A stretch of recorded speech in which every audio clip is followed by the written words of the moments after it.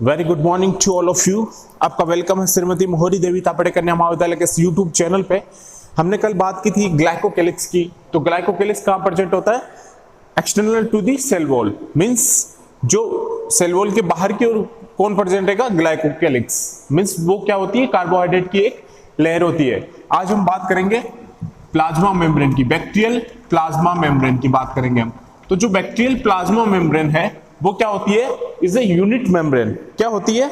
Is a unit membrane. जो bacterial plasma membrane है उसकी बात करेंगे। तो जो बैक्टीरियल प्लाज्मा मेम्ब्रेन होती है वो क्या होती है? Is a unit membrane. Is a unit membrane, ठीक है। और ये किसकी बनी होगी? प्रोटीन प्लस फॉस्फोलिपिड की।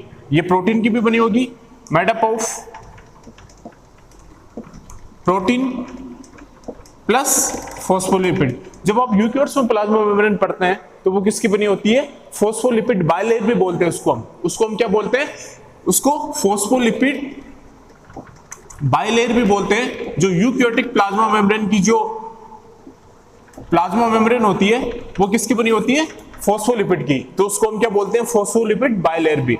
तो बैक्टीरिया में जो प्लाज्मा मेम्ब्रेन है वो बनी होती है प्रोटीन प्लस फॉस्फोलिपिड की, ठीक है।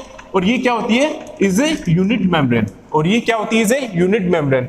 वैसे जो बैक्टीरियल या प्रोकैरियोटिक प्लाज्मा मेम्ब्रेन है ये सिमिलर ही होती है केमिकल नेचर में किसके?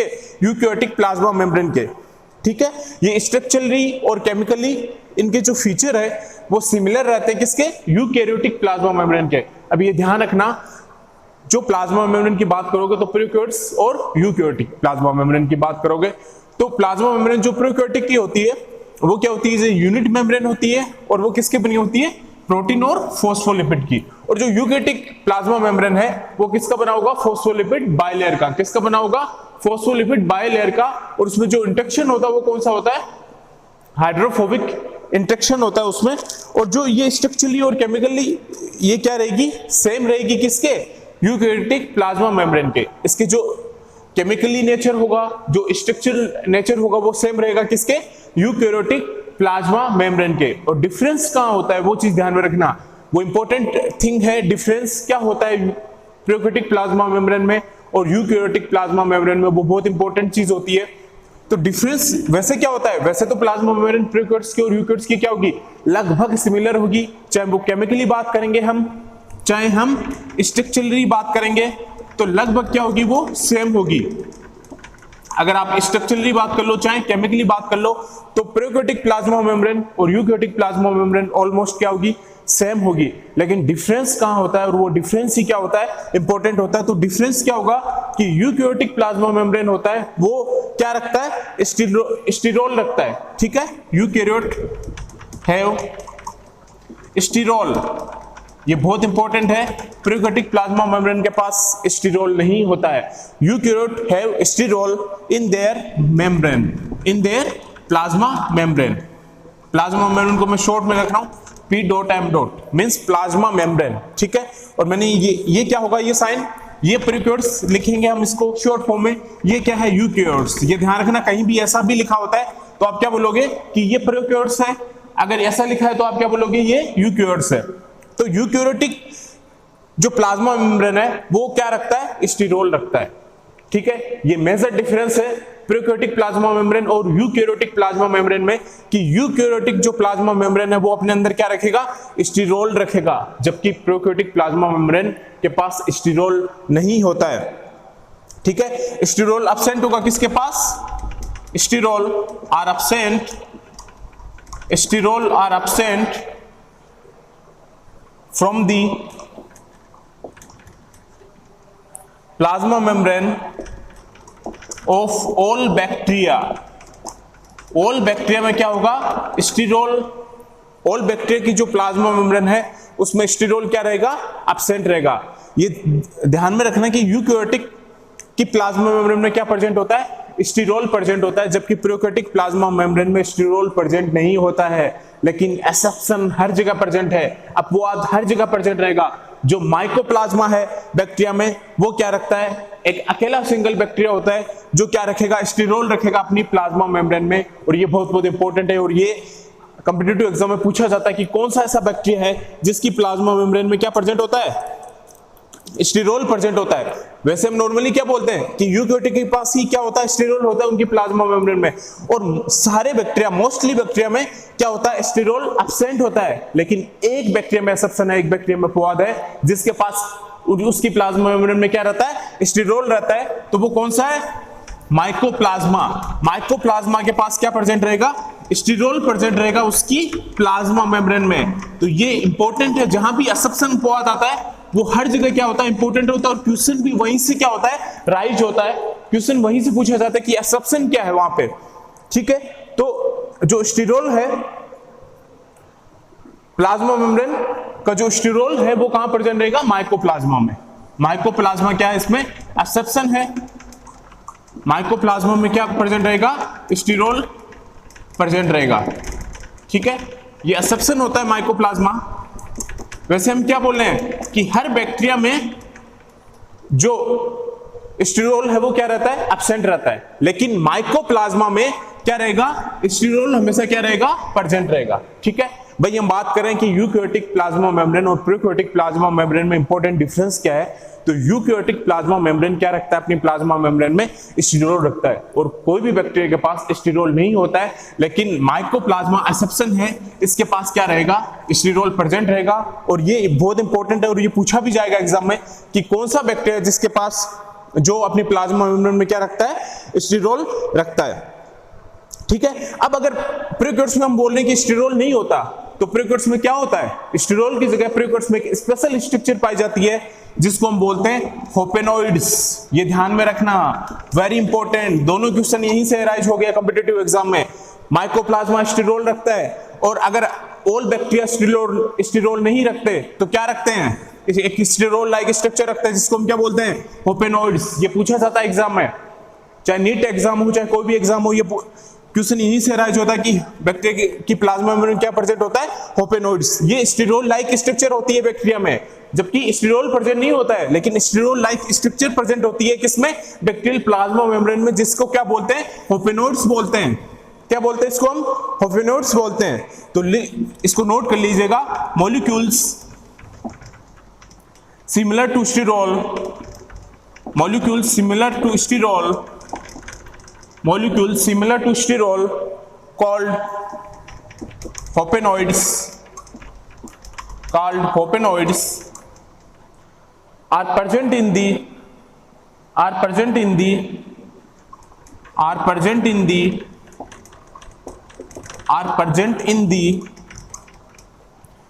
membrane of many bacteria,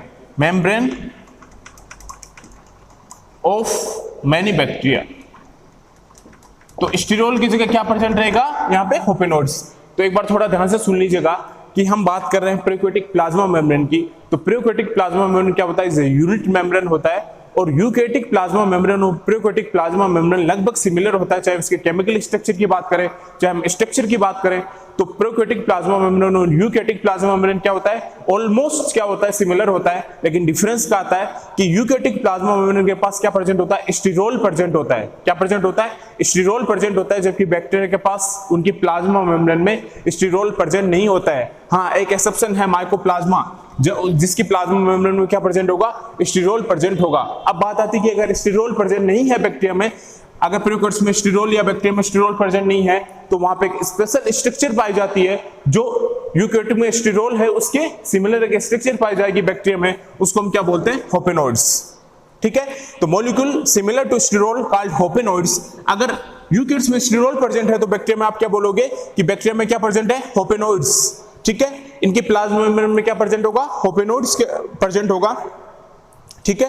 तो ये इंपॉर्टेंट थिंग है, और ये क्वेश्चन कॉम्पिटिटिव एग्जाम में पूछा जाता है कि बैक्टीरिया में स्टीरोल की जगह कौन प्रेजेंट होता है। तो अब आपको क्लियर है कि कौन प्रेजेंट होगा, होपेनोइड्स, ठीक है।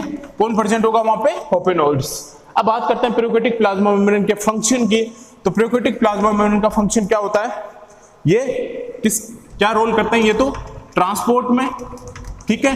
प्रोकैरियोटिक प्लाज्मा मेम्ब्रेन का पहला फंक्शन है कि इसका जो रोल है वो किस में होता है, ट्रांसपोर्ट में, जो मॉलिक्यूल को क्या करता है, ट्रांसपोर्ट करता है, ठीक है। सेकंड रोल क्या होता है, एनर्जी ट्रांसडक्शन में, एनर्जी ट्रांसडक्शन,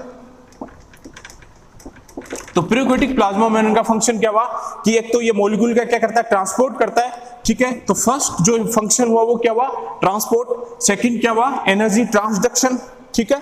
ये एनर्जी को क्या करेगा, ट्रांसड्यूस करेगा, ठीक है। तो ये सेकंड फंक्शन क्या हो गया plasma membrane, prokaryotic plasma membrane का, कि ये एनर्जी का क्या करता है, ट्रांसडक्शन करता है। और एक स्ट्रक्चर और पाई जाती है बैक्टीरियल प्लाज्मा मेम्ब्रेन में, जिसको हम बोलते हैं मीजोजोम, जिसको हम क्या बोलते हैं, मीजोजोम। ये भी इंपॉर्टेंट थिंग है, ये भी पूछा जाता है कि मीजोजोम क्या है। तो मीजोजोम क्या होती है कि जो प्लाज्मा मेम्ब्रेन होती है उसका इन्वेजिनेशन हो जाता है, इन्वेजिनेशन हो जाएगा उस प्लाज्मा मेम्ब्रेन का, तो एक स्ट्रक्चर बन जाएगी प्रोकैरियोट्स में, उसको हम क्या बोलते हैं, मीजोजोम बोलते हैं। प्लाज्मा मेम्ब्रेन का इन्वेजिनेशन होके एक जो स्ट्रक्चर बन जाएगी उसको हम क्या बोलेंगे, मीजोजोम बोलेंगे, और वो किस में प्रेजेंट होगा, प्रोकैरियोटिक प्लाज्मा मेम्ब्रेन में। तो इन्वेजिनेशन